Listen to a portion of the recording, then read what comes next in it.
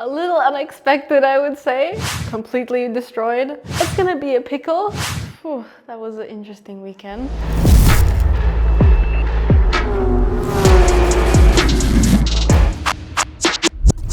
Hello everyone, I welcome everybody here in today's Buggyra Podcast. This series will be talking about some stuff which is not usually released to the public from background of the racing team. My name is Yasmeen Koloc and I will be your host on this podcast. And today I have here with me Yasmeen Koloc, who is a performance engineer in Buggyra ZM racing team in GT4 section. And we're gonna speak about topics, specifically winning from the back rows. And I have just one question for the beginning. How does the victory from back taste?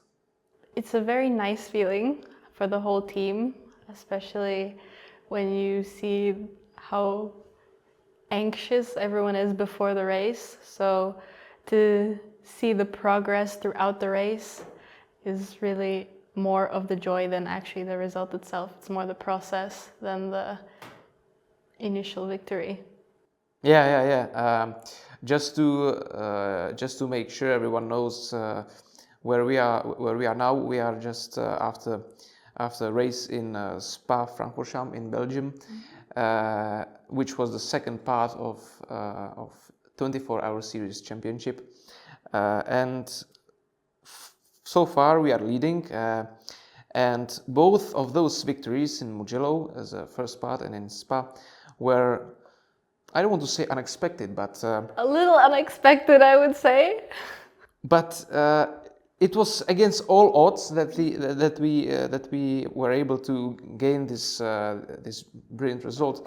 And starting with Mugello, you were there from the beginning, right? Yeah. So could you please tell us what actually happened there? What was the cause of all of the chaos? Well, that was an interesting weekend. Definitely was not expecting us to win that weekend, especially on the first practice when one of our drivers had a incident and ended in the wall in one really fast corner. He was okay afterwards, but the car was completely KO'd, completely destroyed. So right directly after, we were just figuring out what we're gonna do, how is it gonna end, if we can race, if we should pack up and go home. And during that process, some of the guys, David and some of our engineers decided, we can bring the other GT4 from the technology center from Czech all the way to Italy. I was like, okay, that's gonna be a pickle, especially since we had qualifying not the next day, but the day after. And it was already like middle of the day. So we had like a day and a half until qualifying. So it was really stressful. But in the end, we decided to bring the car from Czech. Yeah, but imagine the situation. Well, you don't have to because you were there, but you have a car which is completely broken. You have in front of you a race which is quite important. It's the first round, and you have some backup in factory which is thousands of kilometers away, and with an engine which wasn't used. So what did influence your decision that you actually decided to transport the other car and continue to race? Because you said before that the car was completely destroyed and it was basically undrivable. So what made the decision? I mean, we weren't gonna go all the way there to the first race of the season without putting up a fight. So it was like, what do we have to lose? We can bring the car without the engine, put the new engine inside the new car, remove the parts from the old car, put it on the new car, and we had nothing to lose. We just drove to gain experience or to at least try to get some points. And yeah, that was our main goal, like to drive at least something. Okay. So something happened, then the car was transported. You, in the meantime, prepared everything what was possible to prepare, take out parts from the destroyed car. And how long did the actual repair take? Props to the mechanics. It took them less than 24 hours. We were so shocked. Well, personally, I was shocked because when you saw how the car looked after the accident and how the new car came, it was like completely nothing on the car. The engine was barely on. There was absolutely nothing. So to do a brand new car basically in less than 24 hours, functioning one, it was really impressive from the mechanics. A big props to them. Now we are there. Actually, we passed the scrutineering. We did all the paperwork which was necessary, and we are in the actual race. So could you speak more about the racing strategy? Which factors are making the decisions? What is important to look after, and how do you adapt during the race itself? Well, doing strategies is really complicated. You have to think on your feet because you have to adapt to every situation. But during these long kind of races, you also need to see what the other teams are doing and how they're reacting to certain situations. Like if there's a full course yellow or code 60, you react to how they're reacting also, or how the weather is going to be, or we look how long the driver's stints are, because we have a maximum of 2 hours driver stints. So you also have to look at that, like how long has the driver been in the car, and what if this is going to happen, or what if the weather is going to change. So you need to always keep that in mind with the tires, with the fuel, with everything. Yeah, and for example, fuel. How does the refueling work? Because you can tank in the car just certain amount of liquid in different occasions. First, normal tanking is some amount, and the code 60 is another amount. So how does it work? Well, normally in the race we can use 100% of our BOP limit, balance of performance, for anyone who didn't know. Yeah, we can use normally how much we want and refuel basically any time, but under the code 60, which is full course yellow, basically, under the code 60 situations, we are only allowed to fill 25% of our fuel, and also we can only do it once every hour. So it's also something tricky, especially when you have to play with your opponents with the fuel game. Mm-hmm. Yeah. Okay, thank you. When we are talking about the fuel, we did have, apart from the disaster from the beginning, we did have another problem, which was with the fuel pump. Yeah. I believe it was exactly the same as in Barcelona, and we lost quite a time. I think half an hour plus. Yes, we did lose, I think, over half an hour during our fuel pump issue. So we were after already our issue from before with the broken car. It was adding to the stressfulness. But the mechanics, again, they managed to fix it quickly, and they had some experience from last year in Barcelona when we had it, I think, twice in the race. So this time it was much quicker to find the problem and fix it, but still it was not ideal. But lucky for us, in the second part of the race, the other two cars also had issues, which also they stayed in the box. One stayed for an hour and one stayed for 45 minutes.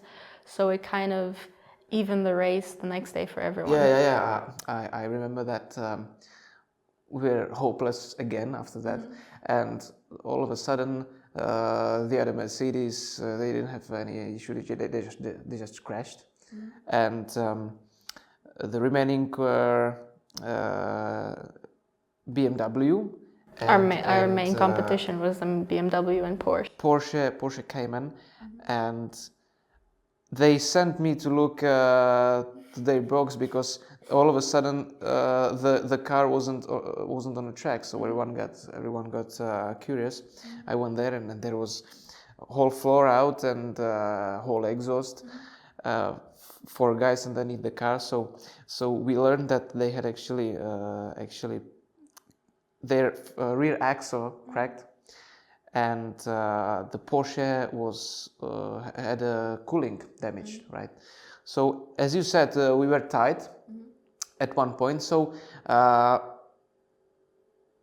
what decided the victory between us and the Porsche?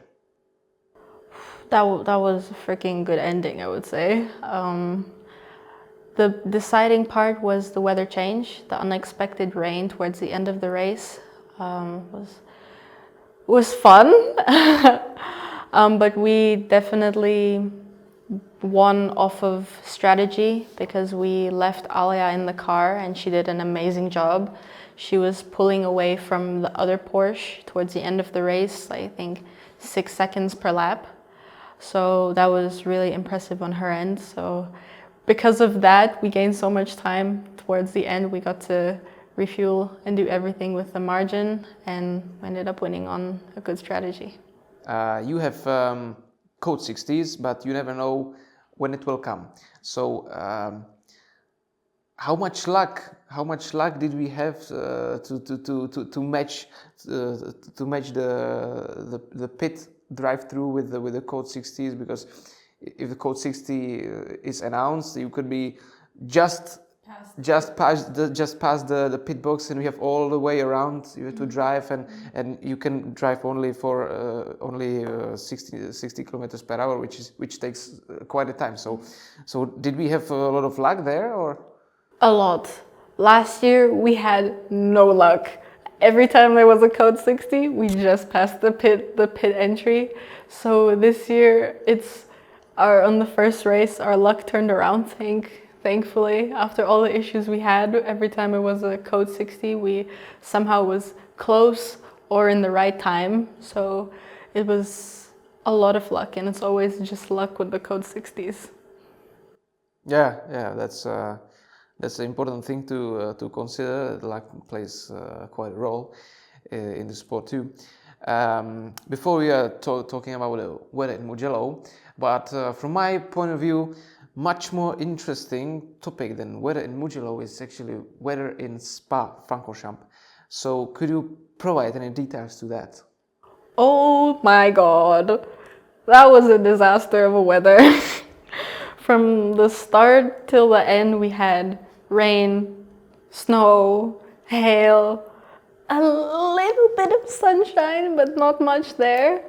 So in the first few trainings, we barely got to drive because of the weather conditions was so bad. But I was actually shocked for one of the races we were gonna start because it was such a horrible weather. Jesus. So let's picture.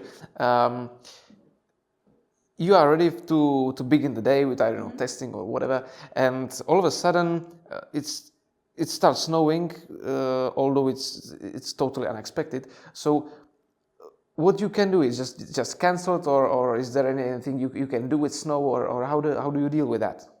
I mean, for us, we were kind of lucky that the snow stopped before we had to go on track. But for the other series of the weekends, like the prototype, Germany, and the Formula 2 or Formula 3, their races got completely cancelled. The quality of their races got completely cancelled because of the weather.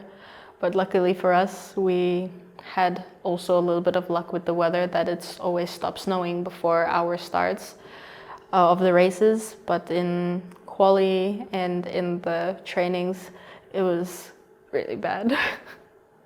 Yeah. So we didn't perform our best in qualification, as you already said, but ultimately we were gaining position after position during the whole weekend. But the Spa circuit is well known for its elevation changes, and it's one of the longest ones. It's something, I believe, about 7 kilometers. Yeah, it's 7 kilometers. And could you please tell us, with those two factors, how are the surfaces? Is just even all the way, or it changes sometimes? With the ups and downs, of course, the rain, sometimes the puddles get stuck on one spot of the track, but luckily there's drains that push it out, and some parts of the track gets more wetter than the others, so it's a little annoying. But otherwise, the track is absolutely lovely. It's personally my ultimate favorite track to drive on. The elevations is like the best part. You don't get it in a lot of circuits, so it's really fun, especially going up Eau Rouge. I think for a lot of drivers who's driven there will know the feeling, how nice it is to go up. You feel like you're flying, sort of. But yeah, I think having a bad weather condition, especially in Spa, is, I think, a really tricky situation, especially for the elevation in the track. Apart from the weather, we did have some issues, mechanical, but it wasn't anything drastic. It was just minor things. But the biggest from that was that we had to go on 4 screws for the last stint. So, what can happen? I mean, more specifically on the second part of the race, towards the end on the wheel hub, one of the bolts on the hub actually broke. So I didn't know, actually. I just saw Big Boss pacing around. I was just like, what happened? And he told me one of the bolts broke. I was like, ooh, that's bad. That's really bad, because you're missing one more security on the wheel, so there's a small chance that your wheel can go bye-bye. Yeah, and last year in Barcelona, that happened to us. Yeah, that happened too, but we were on 3, right? I think so. Yeah, so that's quite a obstacle to overcome, and so now we are in leading position. So what can we expect in Portimao? What are the differences on track, or anything in particular to watch for? Ooh, Portimao. I've only driven on simulator, so I can't really say so much. But it also looks like a fun track. I hope the weather will be better. Yeah, I think everyone hopes that. There's also a little bit of elevation in the track. It goes a little bit up and down from what I saw on the simulator. So I'm really looking forward. I hope the drivers are too. We're gonna have a lot of training on the simulator since it's gonna be our first time there. But what to expect, I don't know. I'm just hoping mostly for the best. I'm hoping that we have no issues and everything goes our way with the Code 60s, of course. And yeah, just trying to be prepared as much as possible. Okay, Yasmeen, I thank you for your time on this podcast. I hope this educational platform will be amusing to anyone, and see you next time in other interesting topics from background of the racing team. Thank you.